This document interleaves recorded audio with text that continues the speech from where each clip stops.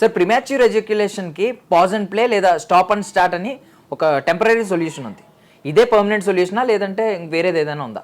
Premature ejaculation, rapid ejaculation, early ejaculation, శీఘ్రస్ఖలనం, ఇవన్నీ PME, PE, ఇవన్నీ ఏంటంటే ఈ పదాలు ఎందుకు యూజ్ చేస్తారంటే సామాన్యంగా ఫేస్ చేసే ప్రాబ్లమ్స్ అందరికీ తెలుసు.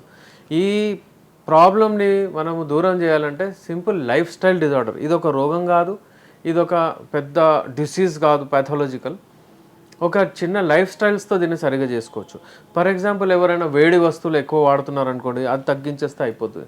కొంతమంది ఏంటంటే వాళ్ళ మజిల్స్ కింద భాగంలో ఏదైతే వీక్ అయిపోతాయి, అక్కడ కాన్సన్ట్రేట్ చేయరు, ఎక్సర్సైజ్ చేస్తే రిటెన్షన్ కెపాసిటీ పెరిగిపోతుంది. కొంతమందికి ఇన్ఫెక్షన్ కూడా ఉంటుంది, అది ఇన్ఫెక్షన్ కొంచెం యాంటీబయాటిక్స్ మందులు వాడితే అది కూడా పోతుంది. అయితే శీఘ్రస్ఖలనం ఏదైతే ఉంటుందో లైఫ్ స్టైల్ డిజార్డర్ కాబట్టి ఎక్సర్సైజు, ఇంకా ఏంటంటే మనకు కొంచెం స్టార్ట్ అండ్ స్టాప్ టెక్నిక్ ఏదైతే ఉంటుందో దాని గురించి చెప్తాను నేను. అది ఫాలో అవుతే చాలా బాగుంటుంది.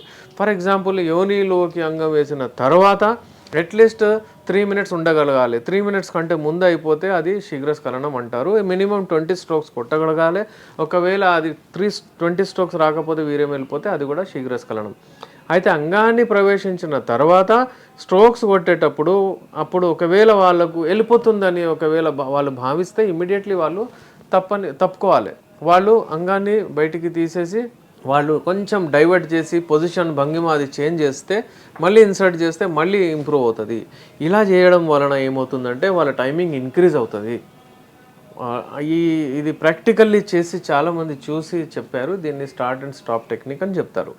దీంతో పాటు ఎప్పుడైనా సరే మంచి డైట్ అంటే చల్లటి డైట్ తీసుకోవాలి. వేడి వస్తువులు ఎక్కువ వాడద్దు. బాదాములు, పిస్తాలు వీర్యం వెళ్ళిపోతుందని ఇంకా డ్రై ఫ్రూట్స్ అవన్నీ వాడతారు, మరీ ఇంకా వెళ్ళిపోతూనే ఉంటుంది. అలా కాకుండా కొంచెం చిక్కగా చేసేటప్పుడు నేను అంటే చేసే మెడిసిన్స్ ఉంటాయి, అవి వాడితే రిటెన్షన్ కెపాసిటీ పెరుగుతుంది, టైమింగ్ పెరుగుతుంది.